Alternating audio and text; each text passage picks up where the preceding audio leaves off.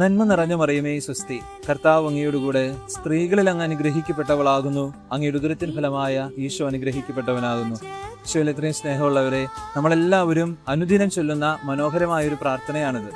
ഏറെ പ്രത്യേകമായ ഒരു മെയ് മാസത്തില് പരിശുദ്ധ അമ്മയെ പ്രത്യേകമായിട്ട് നമ്മൾ ധ്യാനിക്കുമ്പോൾ, നമ്മുടെ വ്യക്തി ജീവിതത്തിൽ നമ്മൾ ധ്യാന വിഷയമാക്കുമ്പോൾ ഈ ഒരു പ്രാർത്ഥന എന്തുമാത്രം നമ്മുടെ ജീവിതത്തിൽ അർത്ഥവത്താകുന്നു എന്ന് ഒന്ന് വിചിന്തനം ചെയ്യുന്നത് നല്ലതാണ്.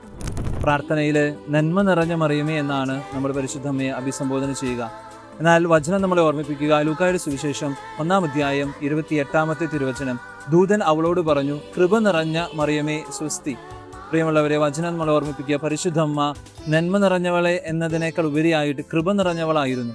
ഈ ഒരു കൃപാജീവിതം നമ്മുടെ ജീവിതത്തിൽ ഉണ്ടാകാനായിട്ട് ഈ മാസം നമുക്ക് പ്രത്യേകമായിട്ട് പ്രാർത്ഥിക്കാം. അങ്ങനെയാണെങ്കിൽ എന്താണ് കൃപാജീവിതം എന്നുകൂടി നമ്മൾ മനസ്സിലാക്കേണ്ടത് അത്യാവശ്യമാണ്. ദൈവിക സുഹൃതങ്ങളിൽ അടിസ്ഥാനമിട്ട്, ദൈവിക സുഹൃതങ്ങളിൽ വേരുപാകി അനുദിന ജീവിതത്തിൽ മൂല്യപുണ്യങ്ങളിൽ വളരുക എന്നതാണ് കൃപാജീവിതം കൊണ്ട് നമ്മൾ ഉദ്ദേശിക്കുക, അല്ലെങ്കിൽ നമ്മൾ മനസ്സിലാക്കേണ്ടത്.